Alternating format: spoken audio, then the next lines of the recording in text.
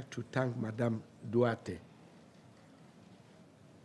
the Under Secretary General Special Advisor for Africa, by convening this Africa Dialogue Series. She is fulfilling one of the key roles of his office, which is advocacy. And the advocacy today carried the message that yesterday, Africa had been left behind. Today, Africa is still left behind. And if we are not careful, tomorrow, by this digital area and by the fourth revolution, Africa will be left behind. We will be again a continent of despair, as we were during the 80th years. But fortunately, Madame Duarte and other participants to this meeting are saying that there is a way, and that way is through education, STEM education. If we follow STEM education in Africa, then we will close the gap and we will move our continent away from the trap. This is the essence of the message. Promoting STEM education and enhancing science, technology, and innovation capacity is a crucial way for changing and for authorizing Africa to move away and be really a global player. Furthermore, major policy reforms are scaled up investment must be implemented to fully harness science technology potential to structural transformation of our continent. Enhancing the resilience and effectiveness of national education and promoting human capital development as cornerstone to building solid foundation for African-led and owned development processes align with the continent's population priorities. This is the essential thing to do. Let me recall to underscore how vital from now is to creating decent jobs and to tackling inequalities, including income inequalities, that by 2050 will be one of the big problems we have to face. Therefore, African countries must scale up investment in education infrastructure, including improving educational facilities and facilitating the training of millions of teachers. We must also bridge the digital divide.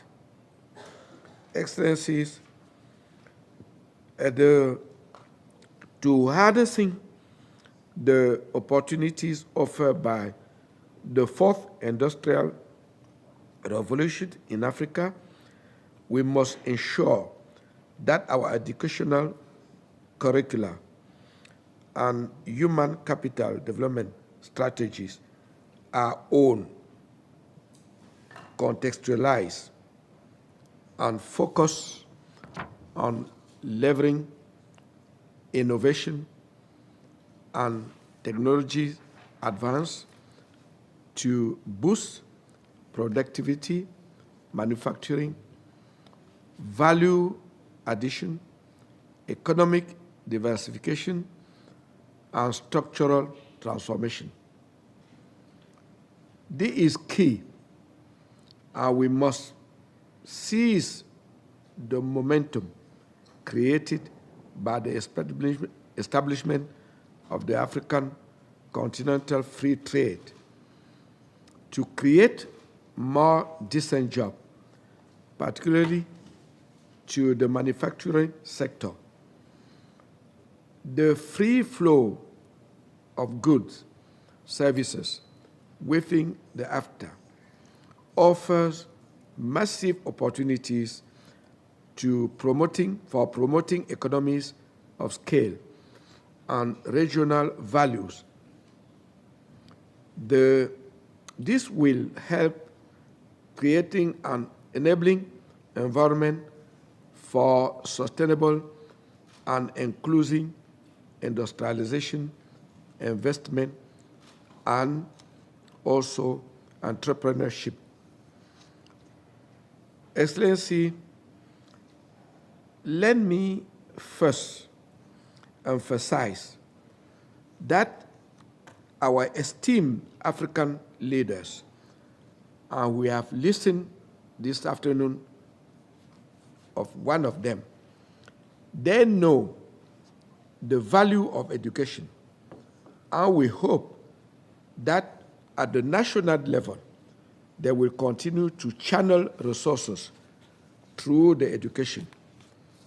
This is the key.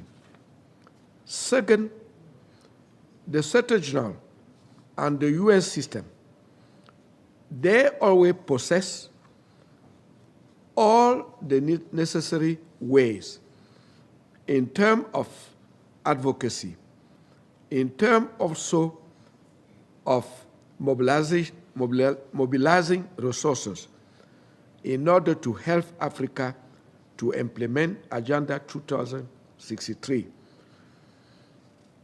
Above all, we have also the young people in Africa. We also have our diaspora. This is the time for all of them to come back to the continent faithfully, fully, in order to bring back what they also have as experience, knowledge, and know-how during their own stay in other parts of the world.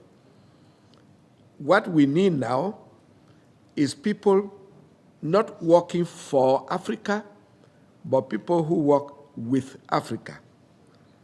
What we need really now is not any more think tank, not thinking on the table. What we need is tools tank. Let them bring tools from the tank and let us simply move forcefully, gradually, to make our continent what the founding fathers of the African Union have said in the Agenda 2063, a driving force in the world toward the horizon 2063. Those are the remarks I want to make. Again, I thank Madame Duarte of offering this possibility. I hope that after taking her office as really a grand tam-tam, advocating the all priority of Africa, after making her office as authoritative source of key advice to the Secretary General and to the African system, one day when she invites us here, we should simply use tools tank. And I encourage her to look at those tools tank as well, so that during further meeting, we use all the tools. No more talking, but more acting.